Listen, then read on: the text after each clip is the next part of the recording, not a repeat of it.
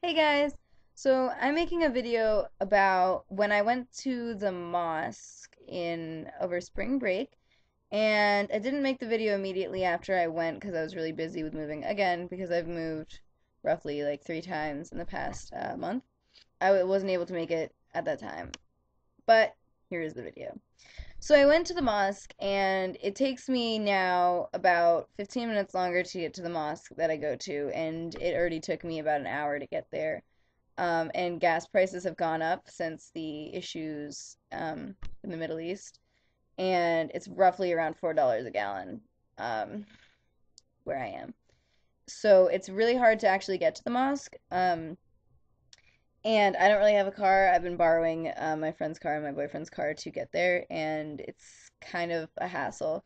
So when I went there, I realized that they're at the end of the Quran. Like what halakha is, as I've explained before, is that you go to these places and you kind of talk about one surah, which is, like one chapter of the Quran, like just like if you go on to Sunday prayer at like church.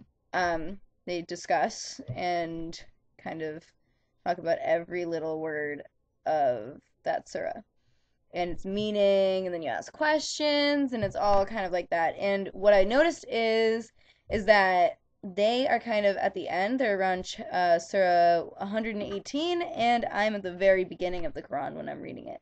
So it's kind of out of place. Like even though you can jump in anywhere in the Quran, it's better to start at the beginning than to start at the end, because right now they're talking about the Day of Judgment, which is kind of like the end of life and the end of the Quran. So I don't really understand a lot of it, even though that they like walk us through it. It's kind of hard for me to understand not having all of the beginning parts, because the beginning of every book is the most important, like no matter if it's religious or not. Um, so I decided it might be in my best interests, environmentally and you know in every interest that I have to kind of make my own halakha, even though it won't be a halakha because no one would attend it. Um, it would be in my best interest to study the Quran on my own and interpret it in my own way, because even like books, holy books, are meant to be interpreted in your own way. So I decided that that would be probably the smartest idea for me, um, because that just makes more sense. And also, um, I won't feel as uncomfortable because I obviously knew that I was being taught a different sect of Islam. Like as I explained before, if you haven't uh, listened to any of my other videos, um, I'm Shia Muslim, and that's the minority. And the Sunni Muslims are the majority, who most mosques around here are led by. And there are some bad things that can be said.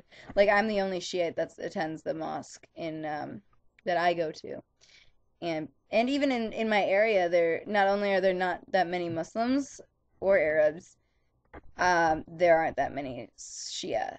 Other than people in my family, I've met one other Shia Muslim, and he was very defensive of it when I first talked to him. He was Iranian, and Iranians are all Shia, just like in well, mostly.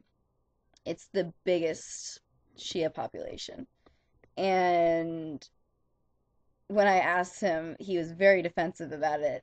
And then I was like, dude, my last name, like I'm obviously very Shia. So he calmed back down. But like it's something to be defensive about, because like even the people at the mosque that I go to, it's a small mosque, but I do get I get um some stuff said. Like there are really some nice people, but there are some people who are just like, "Oh, you're different and we need to teach you our ways because our ways are right and you're wrong and your family's wrong."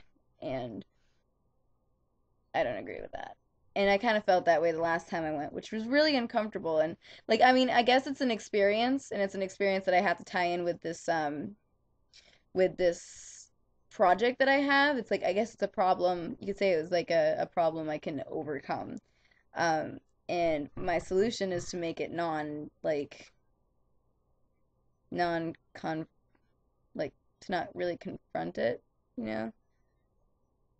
Because I don't want to have like an argument with these people and be like, talk to the guy who leads this and be like, well, Dr. Ali, I just don't think that the way that you talk to me about me being Shia is appropriate. Like, I feel like this is a way of overcoming an issue. Like, this is an obstacle. That's the way that I would explain it. This is an obstacle in my project, and I'm overcoming it. Just like the obstacle. There are a lot of obstacles in what I'm doing right now. Like, obviously, the fact that I moved into another state is an obstacle, and the fact that people are kind of jerks to me. That's kind of an issue as well. So I'm glad that you're watching my video. There'll be a bunch to come. I'm supposed to be making one on wudu, which is the way that you wash your hands and your body and cleansing yourself before prayer. And then I'm going to make one about prayer, and maybe one about why we don't eat pork, because I guess that's also something that not many people understand. And I guess maybe a short one on the Islamic view on dogs, because that is kind of an issue that not many people understand. I don't even understand it either because I'm a dog person, but whatever.